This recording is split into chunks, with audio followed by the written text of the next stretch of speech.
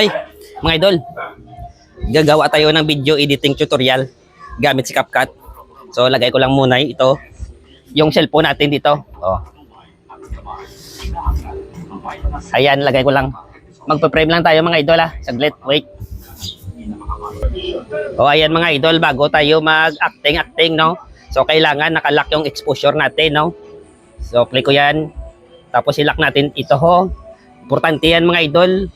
Para sa masking, no?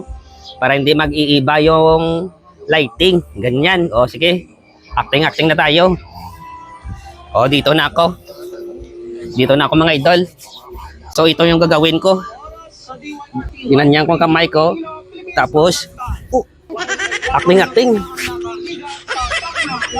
O, gaganyan-ganyan ako mga idol. Tara, edit natin yan sa CapCut. Let's go!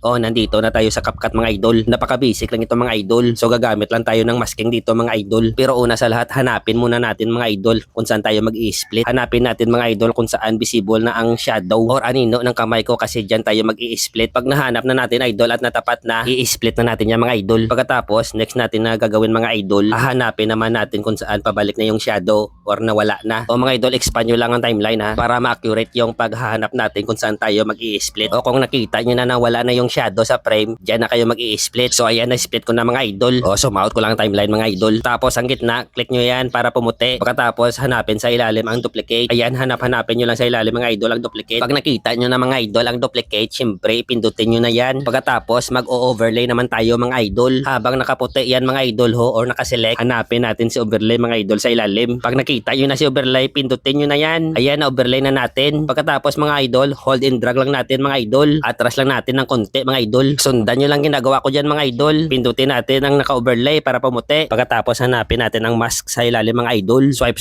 lang natin para mahanap natin si mask. Ayan, pindutin natin yan si mask. Mga idol, piliin natin ang rectangle ha. Sunod na gagawin natin mga idol, i-position lang natin na maigi si mask. Dapat anino lang yung imamask natin, hindi na yung kasamang katawan. At i-adjust lang ang rotation ng dahan-dahan. So nakadepende naman yan mga idol sa inyo. Kasi iba-iba naman tayo pagkuha ng angle ng video, no? Pagkatapos lagyan lang natin ng konting fader mga idol. 4 to 10, okay na yan siguro. Pero nakadepende pa rin sa video nyo mga idol, no? Adjust nyo lang mga idol according sa inyong gusto. Ang importante, ma-blend lang natin mga idol. Ayan, pagtapos nyo nang i-adjust mga idol, pindutin lang ang check sa ilalim. O, di ba nakikita nyo na mga idol, mayroon ng delay. O, di ba naiwan na yung anino ko na kamay. So, okay na ito mga idol. Lagyan na natin to ng sound effects at i-export. Idol, kung may katanungan kayo, comments lang. Sana suportahan nyo ako mga idol. Paki-follow nyo naman ako mga idol. Subscribe nyo na rin ang akin YouTube channel mga idol. Thank you so much.